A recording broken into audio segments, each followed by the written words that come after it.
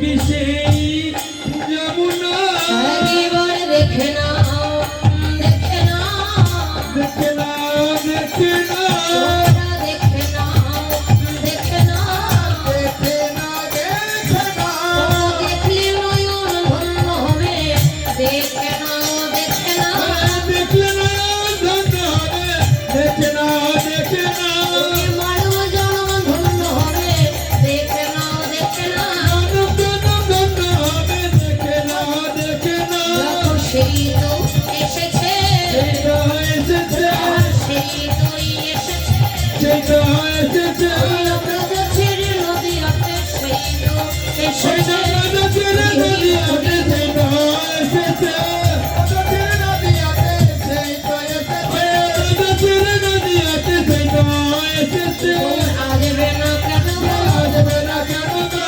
আসবে না কেন গো?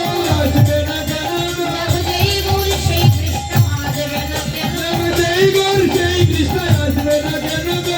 যেই গৌর সেই কৃষ্ণ আসবে না কেন গো? যেই গৌর সেই কৃষ্ণ আসবে না কেন গো? আমি নিয়ে এসেছি আমি নিয়ে এসেছি আমি নিয়ে এসেছি আমি নিয়ে এসেছি সেই হরিজীবের ধারিতে আমি নিয়ে এসেছি বলি জীবন দারিতে আমি নিয়ে এসেছি হরি বল হরি বল হরিবল হরিবল হরিবল হরিবল হরিবল হরিবল ভব পরি সম্বল হরি বল হরি বল ভগবান সম্বল হরিবল হরিবল ভব পরি সম্বল হরি বল হরি বল ভগবান সম্বল হরিবল হরিবল আনন্দে বাহু তুলে হরি হরি আনন্দে বাহু তুলে হরি বল হরি বল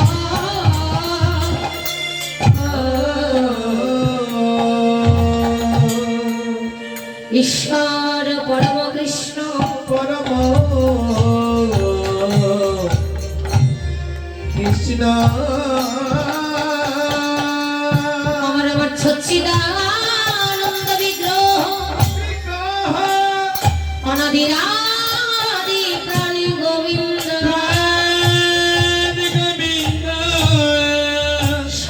সর্বকারণে সর্বকারণে কারণ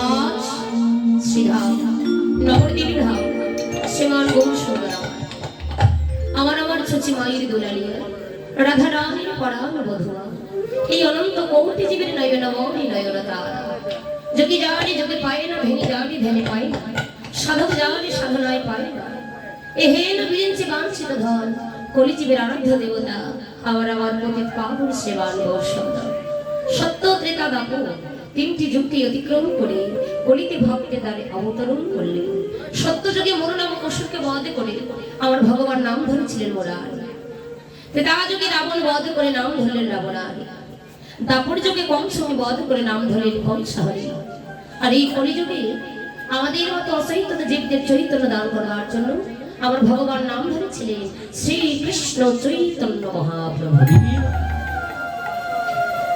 যে কথাটি আজকে আপনারা আমরা গর্ব করে বলতে পারি এমন জনজগতি ভগবান আমরা কোনো যুগে কোনো কারণে কোনো অবতারে পাইনি এদিকে আসতে আসতে বাড়ি যাবার সময় হলো চলে গেলেও কোনো দুঃখ নেই বাবা কেউ যদি না থাকি ওই আমার মাইক অপারেটর দাদাকে থাকতে হবে আর আমাদের থাকতে হবে আপনার কেউ যদি না থাকেন হরি বল কোনো দুঃখ নেই চলে যাবার সময় হলে চলে যেতে পারে কিন্তু কথা বলবেন না যদি থাকেন তাহলে কথা বলবেন ভক্তি করে যদি আস্বাদন করবার মতো মন মানসিকতা থাকে তাহলে থাকবেন হরি বল তাহলে কলিযুগে আমাদের মতো অচৈতন্য জীবদের চৈতন্য দান করার জন্য আমার ভগবান নাম ধরেছিলেন শ্রী কৃষ্ণ চৈতন্য মহাপ্রভু যে কথাটি আজ আমরা অহংকার করে যে কথাটি গর্ব করে বলতে পারি এমন জনদলিত ভগবান কোন যুগে কোন কাল কোন অবতারে পাই যে ভগবান নিজের ভগবানত্ব সত্তা বলিতে মান অভিমান অহংকার বিষয় বাসনা সবকিছু পরিহার করে নিজে কেঁদে জগৎকে কাঁদাবেন বলে নিজে হরি বলে জগতের জীবগণকে হরি বানাবেন বলে নিত্য গোলক বৈকুণ্ঠ পরিহারে করে ধরার ধরিতে অবতরণ করে যে ধন গোলকে গোপনে ছিল সেই ধনটা হলো মধুমাখা হরিনাম কৃষ্ণ নাম, যে নাম ছাড়া কলিযুগে কলিজীবের আর কোনো উপায় নেই। শাস্ত্রে কলম দিলেন হরের নামই বকে বলা, হরের নাম হরের নাম হরের নামই বকে বলা। কলো নাস্তে বনাস্তে বনাস্তে বগতি কথা। সত্যযুগের মানুষের আয়ু ছিল 1 লক্ষ বছর। তারা ভগবানের কৃপা লাভ করেছিল কি করে? তারা ধ্যান তপস্যা করে সাধনা করে ভগবানের কৃপা লাভ করেছে। যুগের মানুষের আয়ু ছিল 10,000 বছর। তারা যাগযজ্ঞ করে ভগবানের কৃপা লাভ করে। সত্য গেল, ত্রেতা গেল, এলো দাপর যুগ। দাপর যুগের মানুষের আয়ু ছিল 1000 বছর। তারা সেবা পরায়ণ করে পূজা অর্চনা করে ভগবানের কৃপা লাভ করে।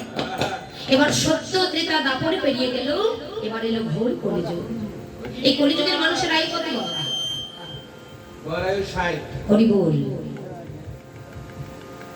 কলিযুগের মানুষের আয়ু কিন্তু একেবারেই স্বল্প, তাই না? দেখবি 2-4টা এলাকা জুড়ে পাওয়া যায় 100 বছরে একজন বেঁচে আছে। তো কলিযুগের মানুষের আয়ু এতটাই স্বল্প, তাই ভগবান বলেন তোমাদের আয়ু তো একবারই অল্প। তাই তোমরা ওই যাগযজ্ঞ ধ্যান তপস্যা সেবা পরায়ণ পূজা অর্চনা এগুলো কোনো কিছু করতে পারবে না। এগুলো কোনো কিছু না করে যদি পারো বদনে একবার হরে কৃষ্ণ নাম করো। কেননা নাম ছাড়া তোদের যে আর কোনো গতি নেই। নামই হলো তোমাদের একমাত্র ভগবানের সম্বল। কিন্তু সেই নাম আমরা বদনাম করি না। কিন্তু ভগবান